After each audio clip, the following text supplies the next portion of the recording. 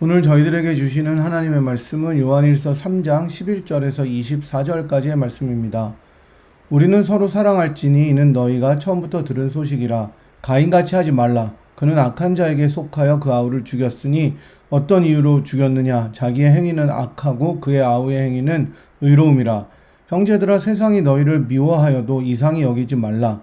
우리는 형제를 사랑함으로 사망에서 옮겨 생명으로 들어간 줄을 알거니와 사랑하지 아니하는 자는 사망에 머물러 있느니라. 그 형제를 미워하는 자마다 살인하는 자니 살인하는 자마다 영생이 그 속에 거하지 아니하는 것을 너희가 아는 바라. 그가 우리를 위하여 목숨을 버리셨으니 우리가 이로써 사랑을 알고 우리도 형제들을 위하여 목숨을 버리는 것이 마땅하니라. 누가 이 세상의 재물을 가지고 형제의 궁핍함을 보고도 도와줄 마음을 닫으면 하나님의 사랑이 어찌 그 속에 거하겠느냐. 자녀들아, 우리가 말과 혀로만 사랑하지 말고 행함과 진실함으로 하자. 이로써 우리가 진리에 속한 줄을 알고 또 우리 마음을 주 앞에서 굳세게 하리니 이는 우리 마음이 혹 우리를 책망할 일이 있어도 하나님은 우리 마음보다 크시고 모든 것을 아시기 때문이라. 사랑하는 자들아, 만일 우리 마음이 우리를 책망할 것이 없으면 하나님 앞에서 담대함을 얻고 무엇이든지 구하는 바를 그에게서 받나니 이는 우리가 그의 계명을 지키고 그 앞에서 기뻐하시는 것을 행함이라.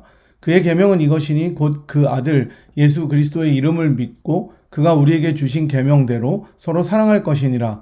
그의 계명을 지키는 자는 주 안에 거하고 주는 그의 안에 거하시나니 우리에게 주신 성령으로 말미암아 그가 우리 안에 거하시는 줄을 우리가 아느니라. 아멘. 사랑하는 분일 성도 여러분, 오늘도 주님 앞에 예배 자리로 나오신 여러분 모두를 참 좋으신 우리 구주 예수 그리스도의 이름으로 축복하고 환영합니다. 여러분께서 신령과 진리로 드리시는 예배를 통해서 하나님 한 분만 영광을 거두어 주시고 또 예배하는 우리 모두에게는 삼위 하나님께서 부어주시는 은혜와 능력이 함께 하시기를 간절히 소망합니다. 여러분께서 오실 때에 어떤 마음으로 나오셨든지 예배를 마치고 돌아가실 때에는 하늘의 축복으로 충만하게 되셔서 어두운 세상을 또 이 험악한 세상을 넉넉히 이길 수 있는 기쁨과 소망으로 돌아가시는 그런 시간이 되기를 주님의 이름으로 다시 한번 축복합니다. 5월이 시작한 지 벌써 엊그제 같은데 한 달이 다 지나가고 있는 것을 여러분께서 보고 계십니다. 지난 한 주는 참 날씨가 따뜻한 정도를 넘어서 굉장히 더웠던 한 주였었습니다. 이제는 저희가 아마도 여름을 맞이해야 될 그런 준비를 해야 될 것 같습니다. 저는 개인적으로 사계절 가운데 사실 여름을 가장 좋아하는데요. 여러분들 어떠신지 모르겠습니다. 아무래도 여름이 더 활기가 있고 조금 더 가볍게 옷을 입고 활동할 수 있기 때문에 그런 것 같고요. 저는 아무래도 이 난방이 막 들어오는 것보다는 냉방이 들어오는 게 더 좋기 때문에 제가 또 땀이 많아서 그런 것 같기도 합니다. 5월은 또한 동시에 가정의 달이죠. 이 가정의 달을 지나면서 팬데믹으로 집에 머무는 시간들이 굉장히 많아졌었죠. 절대적으로 많아졌는데 이런 기회들을 통해서 가족의 소중함을 다시 한번 저희들이 깨닫게 되는 그런 시간들이었을 거라고 믿습니다. 또 앞으로 그런 시간들이 될 거라고도 믿습니다. 지난 한 해를 비롯해서 여전히 지금까지도 전 세계를 위협하고 있는 위험에 몰아넣는 이 코비드-19의 여파가 여전히 있지만 비교적 미국에서는 빠르게 줄어들고 있는 실정입니다. 백신 접종이 순조롭게 이루어지고 이제 마스크 착용에 대한 규제도 조금씩 풀려서 조금 좋아지고 있지만 여전히 감염의 위험이 있습니다. 제가 아는 목사님 교회에도 코비드 환자가 있었는데 백신을 맞은 분에게 감염됐다고 합니다. 그러니까 백신을 맞아도 이 코비드에 걸릴 확률이 있는 거죠. 물론 백신을 맞으면 중증으로 발전할 가능성이 2%에서 3%밖에 없지만 그래도 이게 옮길 수 있기 때문에 각별히 주의하셔야 되겠습니다. 여전히 실내에서는 마스크를 착용하셔야 되고요. 사회적 거리두기를 계속 강조해야 됩니다. 그래서 꾸준히 조심하셔서 경각심을 가지고 정말 이 팬데믹을 잘 이겨나갈 수 있도록 우리가 함께 기도하고 노력했으면 좋겠습니다. 지난 시간에 저희들은 요한일서 강의 6번째 시간으로 사랑의 안단테 6번째 시간으로 정결케 하는 사랑과 소망이라는 제목으로 말씀을 나누었죠. 성도들의 거룩하고 정결한 삶을 위해서는 햇님과 바람의 이야기에서처럼 바람과 같이 강요하거나 또는 강제적으로 또는 자신만의 불굴의 의지를 가진 것이 아닌 십자가의 사랑과 부활의 소망을 알아가고 깨달아가는 것이 무엇보다 중요하다는 것을 저희들이 살펴보았습니다. 이제 오늘은 사랑의 안단테 7번째 시간으로 행함과 진실함의 사랑이라는 제목으로 말씀을 상고해 보도록 하겠습니다. 요한은 자신의 수신자들에게 서로 사랑하라는 말로 오늘 본문을 시작하고 있습니다. 서로 사랑하라라는 이 권면 또는 이 명령은 또는 계명은 처음부터 이 수신자들이 들은 소식이다라고 말하고 있습니다. 다시 말씀드리면 그리스도인이 되고 나서 처음부터 계속해서 들었던 것이 바로 서로 사랑하라라는 것이었다는 말입니다. 우리 주님께서 제자들에게 주셨던 서로 사랑하라라는 바로 그 계명을 말하는 건데요. 이렇게 말문을 열면서 사도 요한은 가인과 아벨의 이야기를 예로 들고 있습니다. 여러분들께서 잘 아시다시피 가인은 누굽니까? 가인은 자기 친동생인 아벨을 살해했던 정말 잔인하고 무정한 형이었죠. 분명히 자기가 하나님께 드렸던 제사가 잘못되었고 동생의 제사는 하나님이 받으실 만할 정도로 의롭다는 것을 알았지만 하나님이 자기의 제사를 연락하지 않으셨다는 그 사실 때문에 마음속에 시기와 분노와 억울함과 쓴뿌리가 가득 차서 동생을 살해하는 데까지 이르게 된 사람이 바로 가인이었습니다.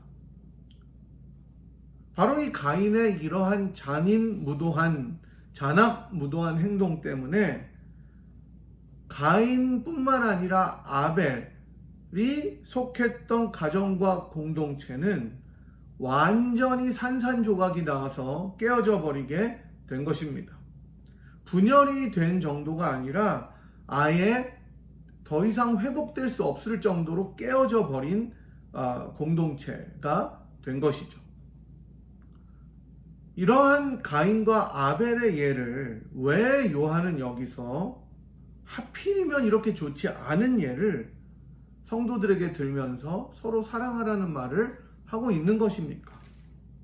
많은 학자들 가운데서도 우리가 계속해서 말씀드렸던 분리주의자들이 공동체를 깨고 나갔고 그 공동체를 깨고 나간 이후에도 계속해서 좋지 않은 악한 영향들을 끼친 것을 아마도 요한은 마음속에 가지고 있었을 것이다 라는 해석을 한 레이먼드 브라운의 해석이 저는 굉장히 적절하다고 생각합니다.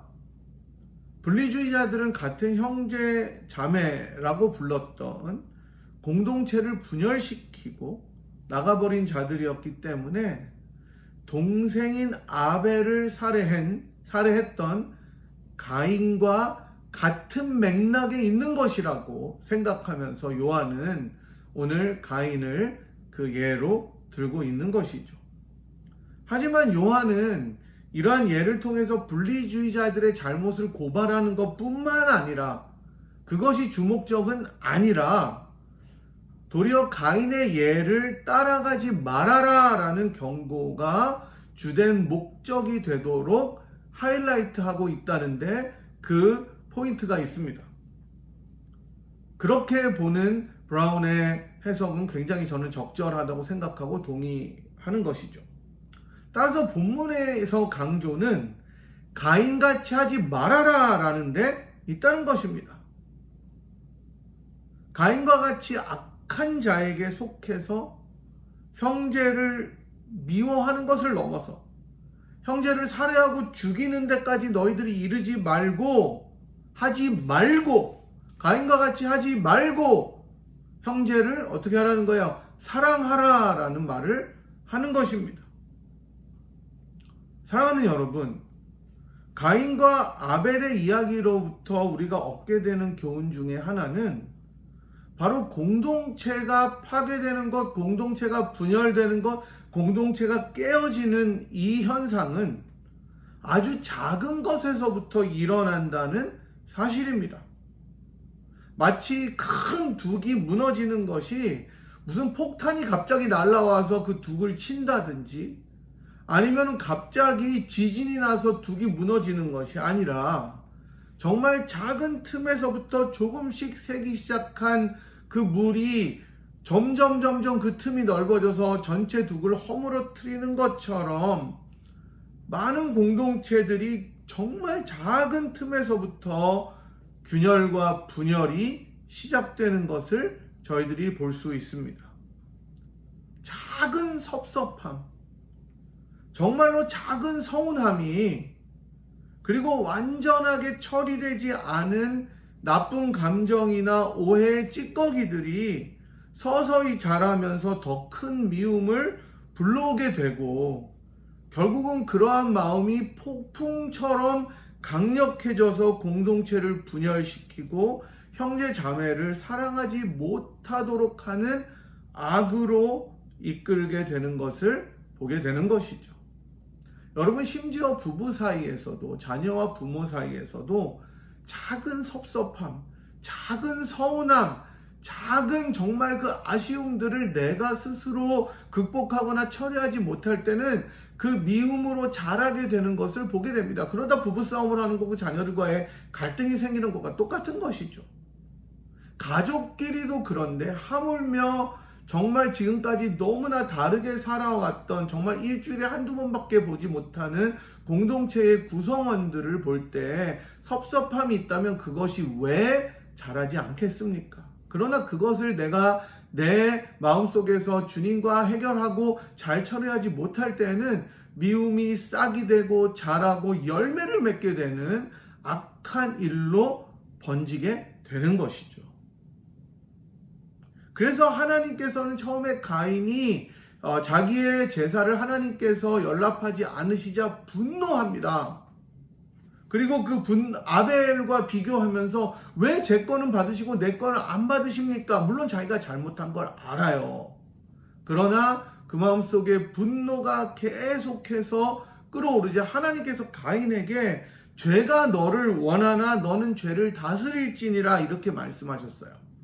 사실 이전의 개역 한글판이 더 생생하게 표현하는데 저희가 더 잘 익숙하게 아는 말이죠. 죄의 소원은 내게 있으나 너는 죄를 다스릴지니라 이렇게 말씀하셨습니다. 여러분, 미움의 죄, 시기의 죄, 그리고 저는 어쩌면 섭섭함이 그 자체로 죄는 아니지만 그것을 계속해서 발전시켜서 미움과 시기와 쓴뿌리로 발전시키는데 그 문제가 있다고 생각하는 거예요. 이것은 처음부터 강력하게 찾아오는 것은 아닙니다. 처음부터 아주 큰 힘으로 우리들에게 다가오는 것은 아니지만 서서히 찾아옵니다. 마치 물감이 종이에 한 번에 확 번지는 것이 아니라 서서히 스며드는 것처럼 그렇게 우리를 휩싸게 됩니다. 악은 결국 그 마음의 소원에서 시작해서 악한 행위로 열매를 맺게 되는 것입니다. 가인이 시기하고 쓴뿌리가 있었지만 그것을 자기 안에서 다스리지 못할 때 동생을 살인하는 악한 열매로 드러나게 된 것이죠. 이러한 악들은 마치 우리 안에서 늘 맴돌면서 기회가 오면 고개를 들기 위해서 항상 엿보는 뱀과 같습니다. 뱀이 꽈리를 틀고 있다가 그 고개를 들어서 독을 확 뿜어내는 것처럼 그렇게 기회를 엿보는 것입니다. 야고보서 1장 15절에 나오는 말씀처럼 욕심이 잉태한 즉 죄를 낳고 죄가 장성한 즉 사망을 낳는다는 말씀이 정확하게 이 시기와 미움이 정말로 악한 행위로 열매를 맺는 것을 보여주게 되는 것입니다. 하나님과 원수되고 하나님을 대적하는 이 세상은 사람들을 이렇게 살도록 이끌고 유혹합니다. 될 수 있으면 화평하지 못하게, 될 수 있으면 싸우게, 될 수 있으면 자기의 이익만을 위해서 살아가도록 계속해서 이끌고 유혹합니다. 자신에게 솔직하라는 미명으로 용서하지 못하고 사랑하지 못하도록 만드는 것이 이 세상입니다. 바로 이러한 맥락에서 요한은 13절에서 세상이 너희를 미워해도 이상히 여기지 말아라 라고 말씀하고 있는 것이죠. 요한은 계속해서 가인의 예를 형제 사랑과 연결시킵니다. 그 맥락에서 이야기했고 이제는 더 나아가서 다른 정반대의 개념으로 연결시킵니다. 15절을 보면 그 형제를 미워하는 자마다 살인하는 자라고 이야기하는데 저는 여기서 우리 주님께서 율법을 새롭게 해석해 주시면서 살인에 대해서 말씀하신 것을 떠올려 보았습니다. 마태복음 5장 21절에서 22절에 나오는 말씀인데요. 우리 주님께서는 이렇게 말씀하셨습니다. 옛사람에게 말한 바 살인하지 말라. 누구든지 살인하면 심판을 받게 되리라 하였다는 것을 너희가 들었으나 나는 너희에게 이르노니 형제에게 노하는 자마다 심판을 받게 되고 형제를 대하여 라가라 하는 자는 공회에 잡혀가게 되고 미련한 놈이라 하는 자는 지옥불에 들어가게 되리라. 이렇게 말씀하셨습니다. 본문의 15절은 이 말씀을 떠올리게 하는 것이죠. 15절은 이렇게 읽고 있어요. 그 형제를 미워하는 자마다 살인하는 자니 살인하는 자마다 영생이 그 속에 거하지 아니하는 것을 너희가 아는 바라. 사랑하는 여러분, 이제 요한은 가인의 부정적인 예로부터 돌아섭니다. 그리고 이제 사랑의 예를 듭니다. 가인의 예와 정반대되는 정말로 반대로 대조가 되는 사랑의 예를 들어줍니다. 부정적인 예에서 긍정적인 예로 돌아섭니다. 어둠에 거하면서 형제를 미워하고 살인하는 그런 영역에 이제 더 이상 거하지 말고 가장 선하고 아름다운 사랑의 예를 보고 너희들은 그렇게 하라고 말씀하고 있습니다. 제가 조금 전에도 말씀드렸듯이 미움의 죄는 욕심으로부터 잉태되고 그 죄가 자라면 사망에 이르는 열매를 맺게 합니다. 자기도 죽고 남도 죽는 거예요. 여러분, 미워할수록 다른 사람을 미워하면 내 마음이 개운해지는 것이 아니라 내 마음속이 더 찔리고 내 마음속에 부담이 되고 내 마음도 걷잡을 수 없는 무거움으로 짓눌리게 되는 것입니다. 저 사람도 죽고 나도 죽는 것이 미움의 죄입니다. 결국 미움의 죄는 악한 행위로 열매를 맺게 되고 자신과 내가 미워하는 그 대상도 파괴시키는 것입니다. 하지만 사랑도 이와 비슷한 원리가 있습니다. 바로 마음이 자라면 행위로 결실을 맺는다는 그 원리입니다. 16절이 이것을 잘 말씀해주고 있는데요. 같이 한번 읽어볼까요? 그가 우리를 위하여 목숨을 버리셨으니 우리가 이로써 사랑을 알고 우리도 형제들을 위하여 목숨을 버리는 것이 마땅하니라. 아멘. 여러분, 가인의 예와 완전히 대조되는 이 예는 어떤 예겠습니까? 예, 바로 우리 주님 예수 그리스도의 example입니다. 가인은 자신의 친동생 아벨을 살해함으로 자기의 악함을 드러내고 자기가 어둠에 거한다는 사실을 증명해 버렸습니다. 이와는 완전히 반대로 우리 주님께서는 도리어 악한 자들을 위해서 자기를 대적하고 자기를 핍박하고 자기에게 돌아서고 자기를 배신하고 자기를 십자가에 못 박으라고 저주하는 자들을 위해서 자기의 목숨을 버렸습니다. 그들의 목숨을 취한 것이 아니라 자기의 목숨을 대속물로 그 사람들을 위해서 주셨다는 것입니다. 너무나 사랑하기 때문에 그 마음속에 긍휼하심과 안타까움이 흘러넘쳐서 가인의 시기와 분노와 악함이 흘러넘치는 것이 아니라 긍휼하심과 동정과 정말로 안타까움과 사랑하는 마음이 흘러 넘쳐서 그 사랑을 주체할 수가 없어서 마침내 자기를 희생하더라도, 자기를 버리더라도, 내가 어떠한 순환과 수모와 고난과 핍박과 아픔과 고통을 당하더라도 내가 사랑하는 저 대상을 위해서 기꺼이 목숨을 버리는 것, 그것이 참 사랑이다라는 것을 보여주고 있다는 것입니다. 요한은 그런 그리스도를 보면서, 그래, 바로 저것이 사랑이다. 사랑은 바로 여기 있다. 참 사랑은 바로 이것이다 라고 외치고 있는 것이죠. 따라서 이제 그 참 사랑을 체험해서 알게 된 하나님의 아들과 딸 된, 하나님의 자녀가 된 성도들은 그런 주님의 사랑의 예를 보면서 우리도 동일하게 삶으로 그러한 사랑을 드러내고 표현해야 되는 것입니다. 바로 이러한 이유 때문에 요한은 이제 그 십자가의 사랑을 아는 사람이라면 동일하게 그 십자가의 사랑을 실천해야 한다고 권면하고 있습니다. 그 내용은 17절에 나오는데 제가 한번 읽어보겠습니다. 누가 이 세상의 재물을 가지고 형제의 궁핍함을 보고도 도와줄 마음을 닫으면 하나님의 사랑이 어찌 그 속에 거하겠느냐? 여러분, 지금도 그렇지만 요한의 공동체 안에는 가난한 사람들이 굉장히 많이 있었던 것 같습니다. 아마도 지금보다 훨씬 더 빈부의 격차가 심했던 상황이었을 것이라고 생각이 됩니다. 지금은 우리가 그나마 복지가 잘 돼 있는 나라 미국에서 살기 때문에 먹고 살 걱정을 이전보다는 덜하게 되죠. 물론 팬데믹으로 어려움이 있지만 말입니다. 여러분들께서 야고보서를 읽어보셔도 아시겠지만 교회 내에서 부자들이 오면 사람들이 반깁니다. 상석에 앉으세요. 금가락지를 끼고 좋은 옷을 입고 오면 앞에 앉으세요. 상석에 앉으세요 라고 이야기를 하지만 가난한 자들이 오면 너는 저쪽 말석에 가서 앉아라 라고 한다는 내용이 나옵니다. 초대교회도 이랬어요. 또한 고린도 교회에서 잘 살고 부한 자들은 일할 필요가 없기 때문에 성찬을 독점해서 음식을 다 먹었지만 가난한 이들은 정말 힘들게 하루에 일을 다하고 교회에 오면 부자들이 다 먹고 없어서 먹을 것이 없었다는 사실을 보여주기도 합니다.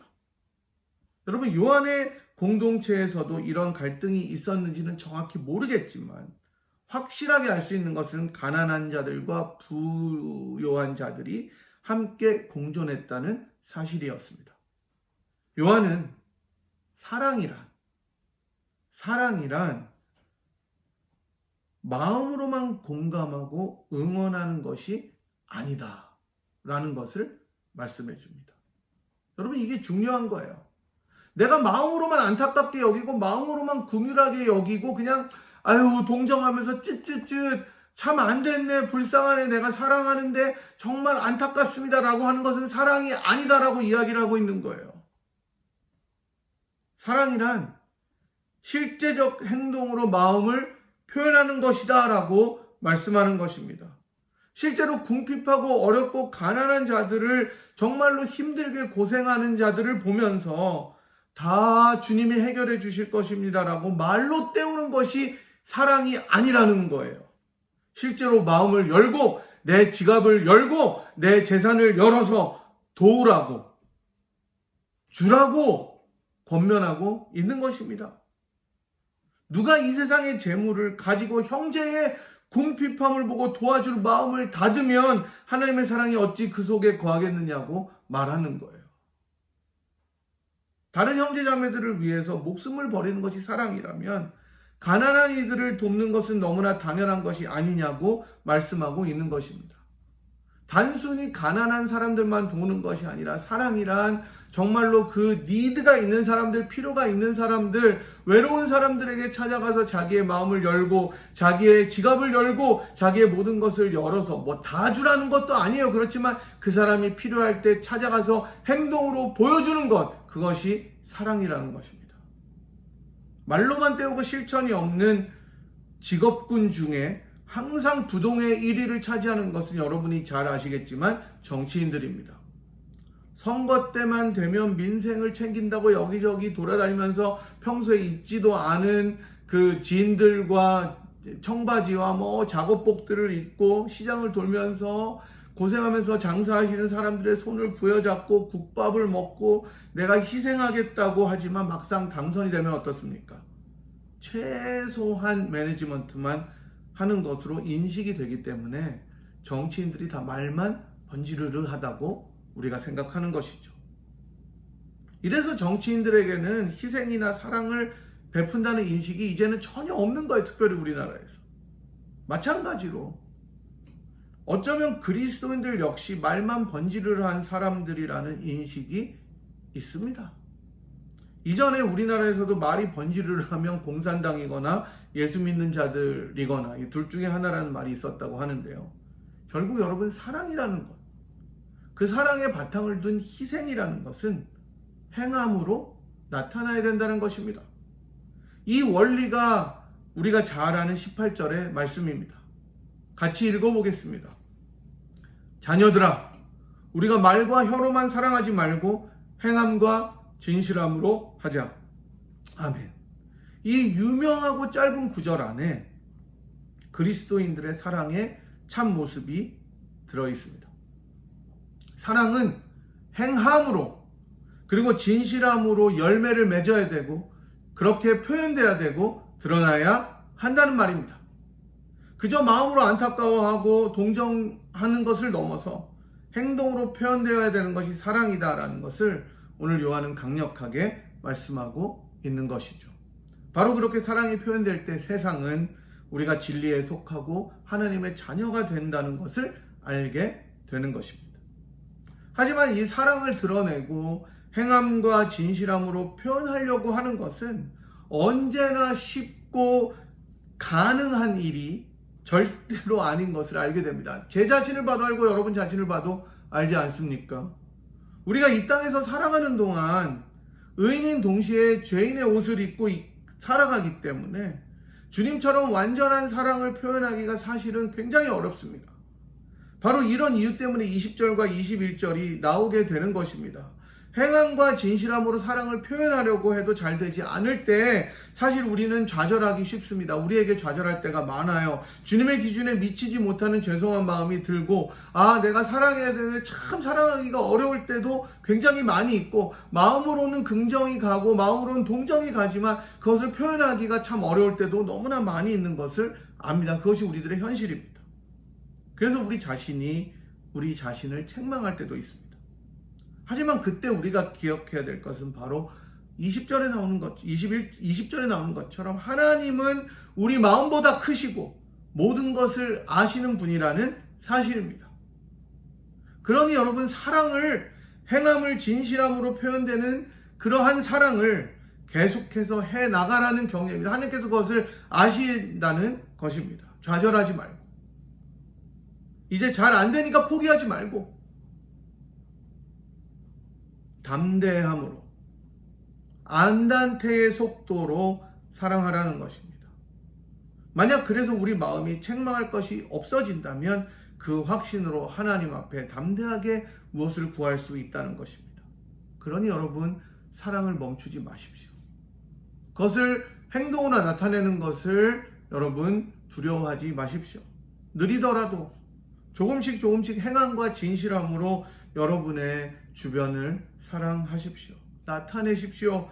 궁핍한 자들을 돌아보시고 나보다 더 어려운 이웃을 찾아가시고 외로운 사람을 돌보시고 안부를 전하시고 기도하시고 노력하십시오. 내가 저 사람 사는 걸 보니까 마음이 참 아프다. 끝나지 마시고 도와주십시오. 바로 그럴 때 우리 마음은 주님 주시는 은혜와 담대함으로 가득하게 되어서 세상이 줄 수 없는 큰 기쁨과 은혜로 가득하게 될 것입니다.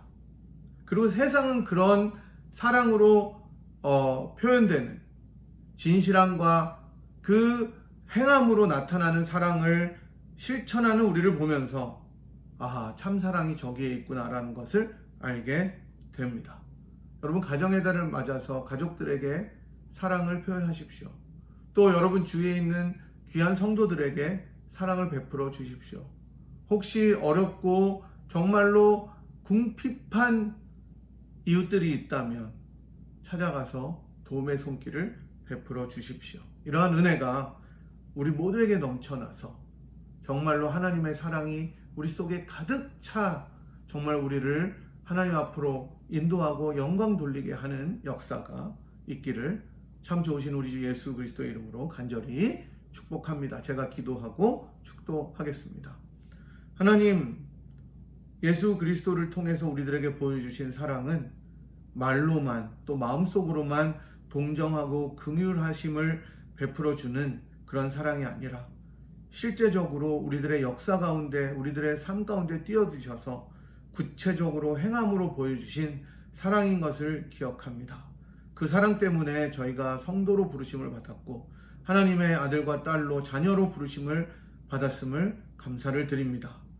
하나님, 우리가 그리스도의 사랑을 정말로 본받아서 행함과 진실함으로 우리 가족들에게, 공동체에게, 우리 주변에 진정한 사랑을 표현하고 드러내는 사람들이 되도록 인도하여 주시기를 간절히 빌고 기도합니다. 특별히 5월을 맞아 사랑하는 가족들에게 이러한 사랑을 표현하고 드러낼 수 있도록 도와주시고, 하나님, 악한 열매로, 섭섭함으로, 악한 행위로 열매를 맺는 자들이 아니라 정말로 그 마음에 긍휼함과 사랑이 가득 차서 정말로 견디지 못하는 그 사랑의 깊이와 높이와 넓이 때문에 그 사랑을 모두에게 표현하는 저희 모두가 되도록, 행과 진실함으로 표현하는 모두가 되도록 저희를 인도하여 주시옵소서.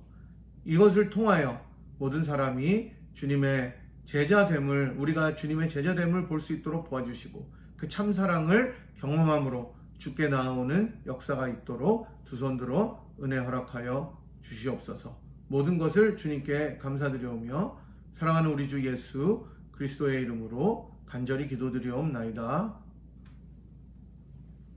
지금은 우리를 위하여 우리들의 삶으로 뛰어들어오셔서 우리를 구하시고 하나님의 자녀 삼아주신 예수 그리스도의 무한하신 은혜와 그 아들을 아끼지 아니하시고 사랑의 본으로 기꺼이 내어주신 하나님 아버지의 극진하신 사랑하심과 성령 하나님의 위로 감동 교통 충만하심이 우리가 말과 혀로만 사랑하지 않고 행함과 진실함으로 사랑을 표현하고 나타내어 주변에 참사랑을 전하기로 결심하고 돌아가는 이 자리에 함께한 주의 백성들 한 분 한 분 머리 위에와 사랑하는 분이엘 제단 위에 지금부터 영원토록 함께 하시기를 간절히 축원하옵나이다. 아멘. 여러분 감사합니다. 다음 주에 또 뵙겠습니다.